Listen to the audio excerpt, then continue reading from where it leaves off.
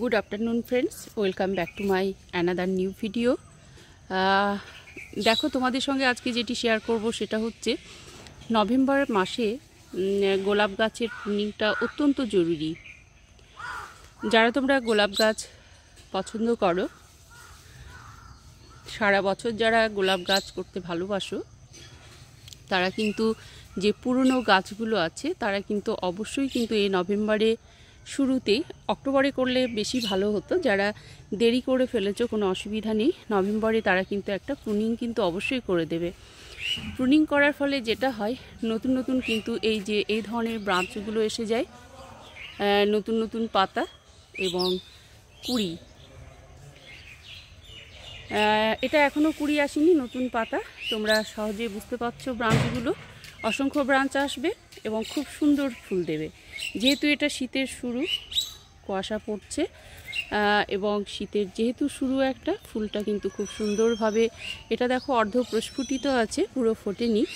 এটা অবশ্যই খুব সুন্দর হবে, দুর্দান্ত একটি গোলাপ। এই যে সাদা কালারের গোলাপটা আমরা অনেকেই কিন্তু পছন্দ করি, খুব সুন্দর এবং পুরো গোলাপটা যখন ফুটবে বিশাল বড় সাইজ, এটা দুর্দান্ত।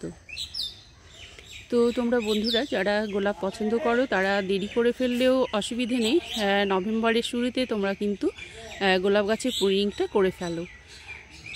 যেটা মূল কথা সেটা হচ্ছে প্রচুর পরিমাণে ব্রাঞ্চ আসবে এবং ডগায় ডগায় কিন্তু কুড়ি আসবে এবং অসংখ্য পরিমাণে ফুল দেবে তোমাদের, এবং গাছের ফুলের সাইজটাও কিন্তু অনেক বড় হবে। অ্যাকচুয়ালি শীতের ফুল হচ্ছে গোলাপ। সারা বছর আমরা গোলাপকে জাস্ট খাবার জল দিয়ে বাঁচিয়ে রাখি। অ্যাকচুয়াল সিজন হচ্ছে গোলাপের শীতকাল। সেরকমই দেখো আরও একটা গোলাপ তোমাদের সঙ্গে শেয়ার করি।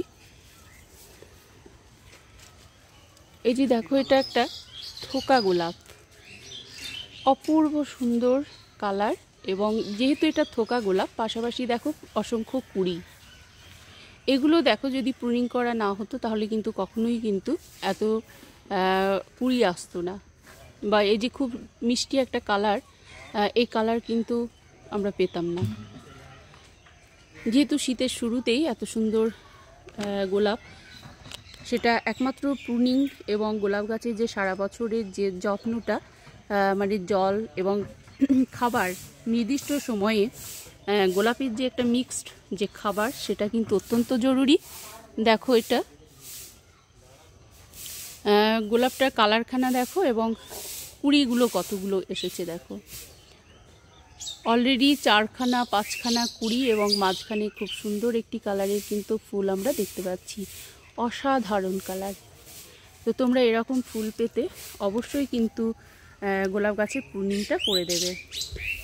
দেখো এখানে যেহেতু মায়ের এই যে গোলাপ অলরেডি প্রচুর ফুটে গেছে এবং শুকিয়ে গেছে, হয়তো মা একা সেটা সম্ভব হয়নি, আমি এটা কেটে দিচ্ছি। দেখো এগুলো কেটে ফেলছি, যেহেতু ফুলটা শুকিয়ে গেলে আমাদের উচিত কিন্তু এইভাবে কিন্তু শুকনো ব্রাঞ্চটাকে কিন্তু কেটে দেওয়া, অর্থাৎ যেটা হবে সেটা হচ্ছে অসংখ্য ব্রাঞ্চ কিন্তু আসবে।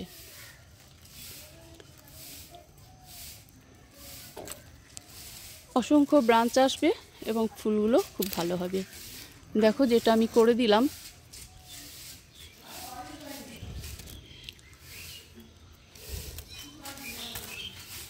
অ্যাকচুয়ালি মা একটু অসুস্থ থাকায় বাড়িতে এসেছি এবং মায়ের গাছগুলো একটু তোমাদের সঙ্গে শেয়ার করলাম, এবং মায়ের এই কাজটা একটু করে দিলাম গোলাপের, যাতে ব্রাঞ্চগুলো আসে এবং অনায়াসি ফুলগুলো খুব সুন্দর হয়। তো বন্ধুরা তোমরা কিন্তু অবশ্যই কিন্তু ভিডিওটি দেখবে স্কিপ না করে। যেহেতু মায়ের এখানে এসেছি, মায়ের বাগানটা ছোট্ট একটি করে তোমাদেরকে শেয়ার করে দিলাম। আর এই যে তার সঙ্গে দেখাই, ক্লাস 7-এ পড়াকালীন যে চায়না পাম দুটো টবে বসিয়েছিলাম, সেই গাছ দুটো বড় হওয়ার সঙ্গে সঙ্গে জাস্ট বাগানে বসানো হয়েছে, এবং সেইগুলোর সাইজ দেখো এখন তোমাদের সঙ্গে এটা আমি শেয়ার করি।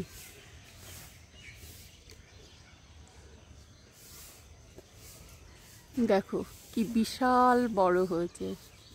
এটা যখন আমি ক্লাস 7-এ পড়ি তখন কিন্তু এই চায়না পাম দুটো কিন্তু বসিয়েছিলাম। খুব ভালো লাগে গাছ দুটোকে যখন এসে দেখতে পাই, তখন মনে হয় আমি কত ছোটোবেলা থেকে গাছ করছি এবং গাছ ভালোবাসি।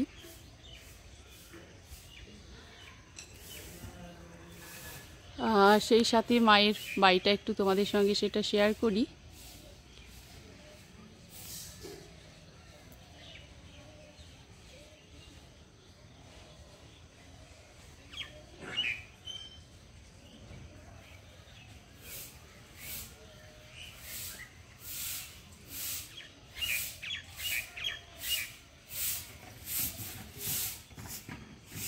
তো ঠিক আছে বন্ধুরা, আজকে এই পর্যন্তই।